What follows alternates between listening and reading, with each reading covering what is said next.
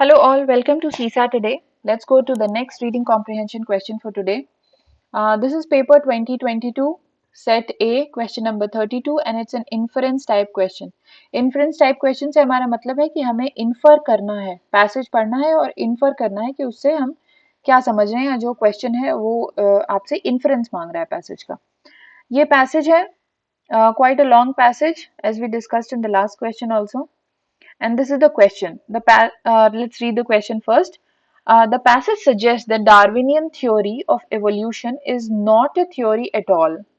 Because, okay, किस reasons की वजह से Darwinian theory is not a theory at all. Let's go back to the passage and pause the video for some time and then get back. Then we'll do it together. Okay. Let's start reading. Natural selection cannot anticipate future environments on earth. Natural selection की theory Darwin ने दी है. ठीक है, ऐसा आपने मे भी पढ़ा हो, पहले आपको पता होगा. तो नेचुरल सिलेक्शन जो है वो एनवायरनमेंट ऑन अर्थ को प्रेडिक्ट नहीं कर सकता. एंटिसिपेट करना मतलब प्रेडिक्ट करना, अनुमान लगाना. Therefore, the set of existing organisms can never be fully prepared for the environmental catastrophes that await them. So, जो अभी एग्जिस्टिंग ऑर्गेनिजम्स हैं वो कभी भी फुल्ली प्रिपेयर्ड नहीं होंगे आगे आने वाले एनवायरमेंटल कैटास्ट्रॉफ्स. कैटास्ट्रॉफ्स मतलब डिजास्टर्स के लिए. Okay, and outcome of this is extinction of those species which cannot overcome environmental adversities. जो भी species जो भी species हैं वो environmental adversities को ओवरकम नहीं कर पाएंगी, वो क्या हो जाएंगी, एक्सटिंक्ट हो जाएंगी. This failure to survive in modern terms can be attributed to the genomes which are unable to withstand geological vagaries and biological mishaps, infections, diseases and so on. जो भी genomes geological vagaries, biological mishaps को withstand नहीं कर पाएंगी, वो extinct हो जाएंगी. In biological evolution on earth, extinction of species is a major feature. अब क्या कह रहा है कि biological evolution में, अर्थ की हिस्ट्री में extinction has been a very major feature. Okay, extinction होता ही है. The earth may presently have 10 million species. अर्थ के ऊपर अभी 10 million species होंगी. Yet more than 90%, these words are important, more than 90% of species that have earlier lived on earth are now extinct. तो ये कह रहा है अभी के टाइम में 10 मिलियन स्पीशीज हैं अर्थ पे. येट का मतलब but. Okay, but more than 90% of species जो पहले रह चुकी हैं वो अभी एक्सटिंक्ट हो गई हैं. Once again, the creationist doctrine. Again, this is an important term. Creationist doctrine क्या है? ये एक दूसरी थ्योरी है जो बिलीव करती है कि एक डिवाइन क्रिएटर है जो क्रिएट करता है और डिस्ट्रॉय करता है. Creationist theory fails to satisfactorily address why a divine creator will firstly bother to create million of species and then allow them to perish. तो ये क्या कह रहा है, क्रिएशनिस्ट डॉक्ट्रिन के पास भी इस बात का कोई जवाब नहीं है कि वो क्यों इतने मिलियंस ऑफ स्पीशीज पहले क्रिएट करता है फिर उनको पेरिश करने के लिए छोड़ देता है. The Darwinian explanation for extinct life is once again simple, elegant and convincing. Darwin का explanation simple, elegant और convincing है. Organisms go extinct as a function of environmental or biological assault. Darwin कहता है कि extinction होता है क्योंकि environmental और biological assault होता है. Assault word का मतलब होता है physical attack. So अगर उस पर environmental attack होगा या biological attack होगा तो फिर वो extinction होगा ही. for which their inheritance deems them ill-equipped. अब वो inheritance जो उनकी genes है वो ill-equipped है ये assaults को लेने के लिए. Therefore, the so-called Darwinian theory of evolution is not a theory at all. Now, evolution happens. This is a fact. Now we need to read this very carefully. It is confusing. बहुत लोग इसमें confuse हो जाएंगे कि ये कह रहा है डार्विन थ्योरी को रिफ्यूट कर रहा है, बट ऐसा नहीं है. Okay, it's saying it's not a theory at all, it's a fact. Okay, it's not a theory because it is a fact. So basically इसका कहने का मतलब है therefore the so called Darwinian theory is a fact.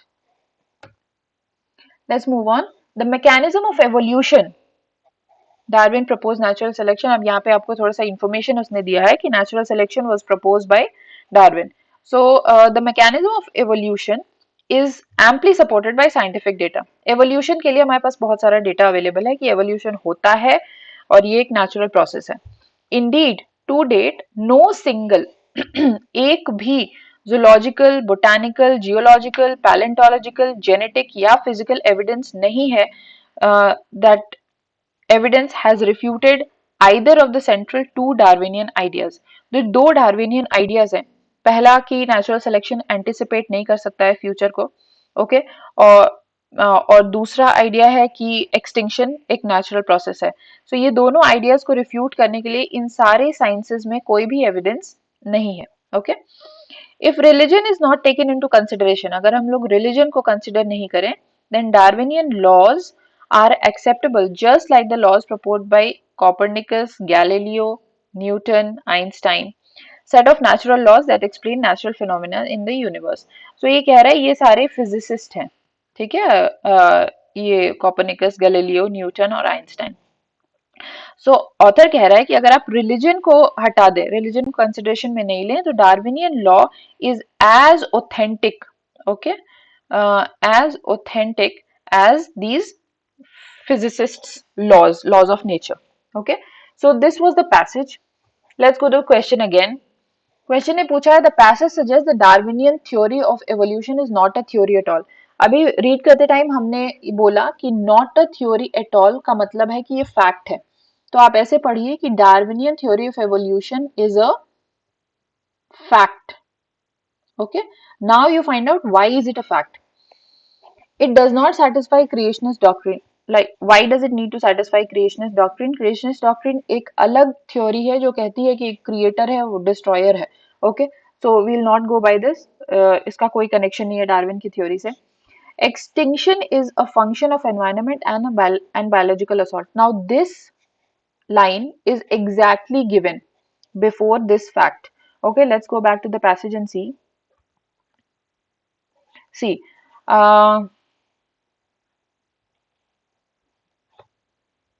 here. Therefore, the so-called Darwinian theory of evolution is not a theory at all. Okay, and why? Environmental and biological assaults को नहीं face कर पाएगा इसलिए.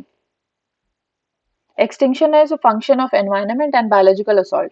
We explain the meaning of assault, and this sentence is written in the passage.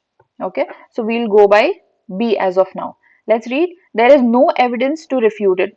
Yes, there is no evidence to refute it. ये दिया हुआ है, but उससे पहले we'll pay attention on the direct statement that is mentioned, saying that Darwinian theory is a fact. Okay, so this is not a wholesome statement according to me. Existence of organism is attributed to creator. Okay, existence of organism is attributed to creator, but ये question हमारा है कि Darwinian theory क्यों एक fact है. So B is the best suitable answer here, and so we'll go by B. Okay, okay. Now as we discussed, this was an inference type question.